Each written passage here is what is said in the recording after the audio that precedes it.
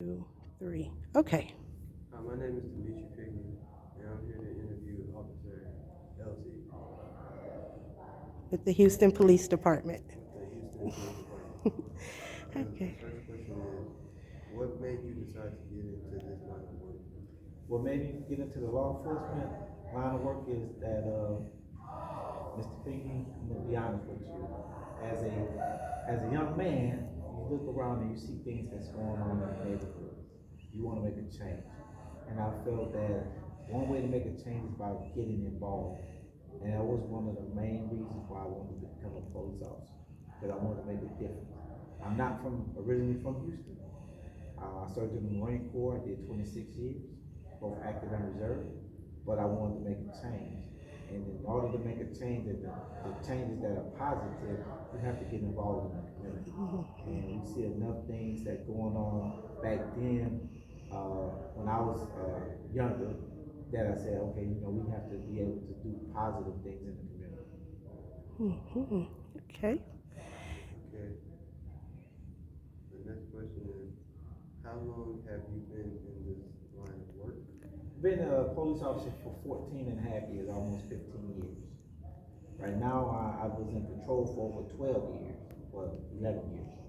And right now, I'm doing what is called a community service. I'm a community service officer. That means I work with the community more so than patrolling. I do some patrolling, but my main primary job officer title is community service officer. I work with the youth as a Greater Houston Police Activity League officer, a PAL, GH PAL. I don't know if you heard of that, but what we do is we interact with the youth. I'm also an instructor with the Teen and Police Service Academy TAPS. That's why I'm wearing this shirt. Matter of fact, I just left a graduation of a TAPS Academy class. So I'm involved heavily with the youth to try to get them to look at policing in a different light. I'm also the lead advisor for the Explorer program here at this station, Southwest Station, Post 1307. Okay. Next question is, how long did you spend training for this job? Training for this job, I was in the police academy for about 6 months. Once I graduated, I spent another couple of months on what we call a field training program, and that's where I was evaluated, role with some senior officers to see that I have what it takes to be an actual officer out on the streets and the temperament. And most times they can weed out a person that doesn't have the temperament, or you can weed yourself out. We had officers, well, we had people that joined the department, and at the end, when they got on the field training program, they decided, hey, this was not for me. So it takes about a year with our department. Some departments is a little bit longer, some is a little bit less. It just depends on the department. You got about 6 months in the academy, and then you do about another 3 to 4, depending on 4 to 5 months as a field training, as an officer in the field training program, and then you on probation for that 1 year. Next question is, does your line of work require continued education?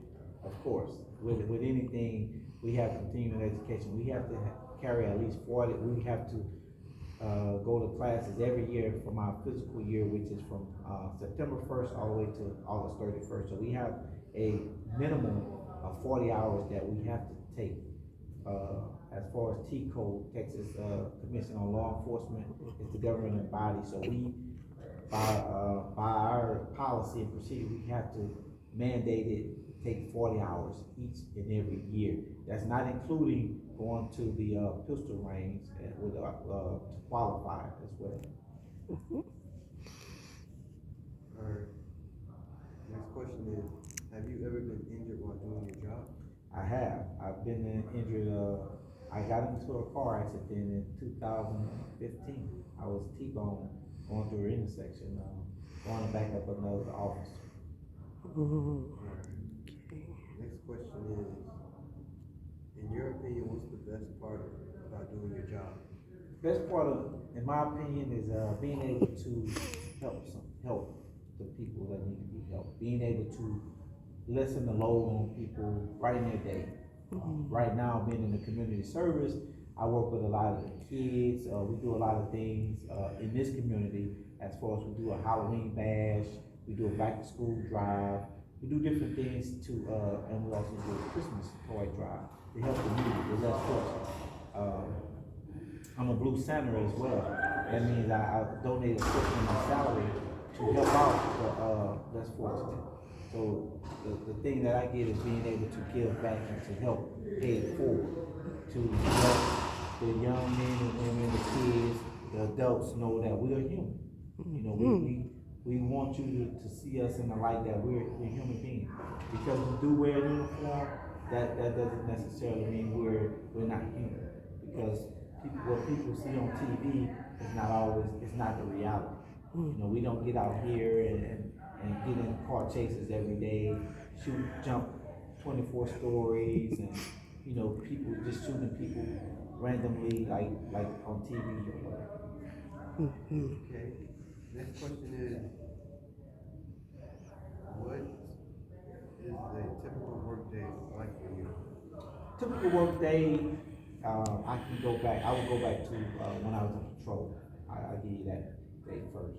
In patrol, we would come in, depending on what shift you were in, you would have a standard, roll call, where the sergeant would get up, he'll give us our assignments, tell us what's going on, if they have any problem spots and different things.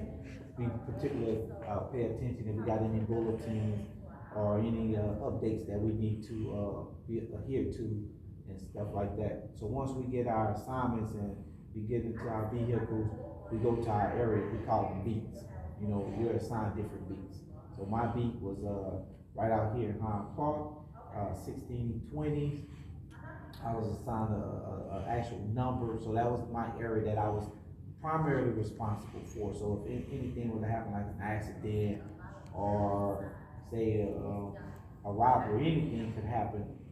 If it's in 1620s, then I'm actually going to be the first officer that should be called unless I'm on something else.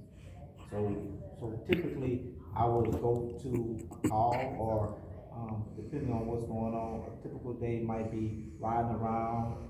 People might need, you know, they might flag me down and hey, they might have a question, I might help them out. But most of the time we're a call service driven department, meaning we answer the radio. We go from call to call. So no 2 days are exactly the same. So each day it's gonna be uniquely its own day.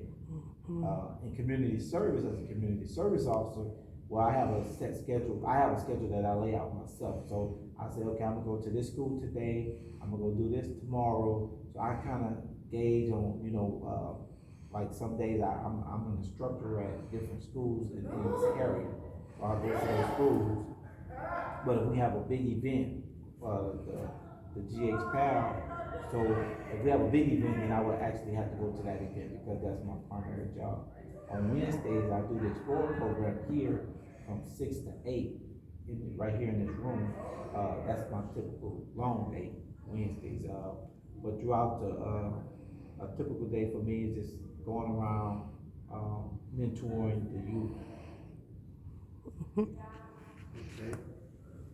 The next question is, have you ever been genuinely afraid while doing your job? Have I ever been afraid? I'm not gonna say I've never been afraid. I can't say afraid. I've been overly cautious, you know, because afraid to me is a bad term to use. Because we can all be afraid of certain things. But I mean, being cautious, I'm gonna say I've been cautious because afraid. That's where I think if I use the word or the term afraid, that means things can go bad. And in this line of work, you don't really want to be in a position where you're afraid. You want to be able to make a decision and be able to thoroughly be able to think about whatever's going to happen or try to play it forward, meaning you want to be ahead of what's going on. Because if you're afraid, I mean your senses are not, you're not going to be able to think clearly and straight. You know, you're going to be worried about, okay, I'm not really my head is not in the game. That's if I'm trying to make something clear. Whereas if you're cautious, you'll be thinking about something in your conscience, but you're focusing on what needs to be done. The next question is, In your opinion, is there anything that could be done that would make your job better? In my opinion, there's a lot of things that need to be done. I mean, we can say training officers, but we also need to be able to, the public needs to be able to meet the officers as well. We all have to be able to come to the table and have that mutual respect. Because we can always talk about the lack of training for officers, we can talk about the things that what officers fail to do, but we also gotta take upon ourselves that, officers are human beings, and they're gonna make mistakes, you know, but as long as the officer makes the mistake, as long as the mistake is that's something that they know that they're gonna be held accountable for and not deny it and try to cover it up. But also, officers gotta be able to understand that, okay, the public has a right to demand us to be able to be at a level beyond reproach, meaning we gotta be able to listen and understand and leave our feelings and our prejudice and all our other biases, um, at the front door. Because when you come to work, you're here to serve the community, and I think, in short answer, I think that we as officers, to sum it up, we just gotta be able to have the trust and let the community know that they can trust us. Regardless of whatever our color, our background, those things, you know, we gotta leave our biases at the door. Okay. The last question is counseling or therapy required if you experience something very traumatic? Yes, and with our department, before you, if you're in a shooting or some type of traumatic, event, you have to go see our psych, services prior to returning to work, and they have to deem you eligible to return to work. Because if you were in a shooting, a lot of times we have what is called, PTSD, and that is real. You know, a lot of traumatic events, people can overplay them over and over and over and over. You know, for a while, when I got in my accident, I would, whenever I would pass by that spot, I would always have that playback, you know, until I was able to sit down and talk to someone about that. Because in my subconscious, I'm always looking at this car coming through the red light hitting me.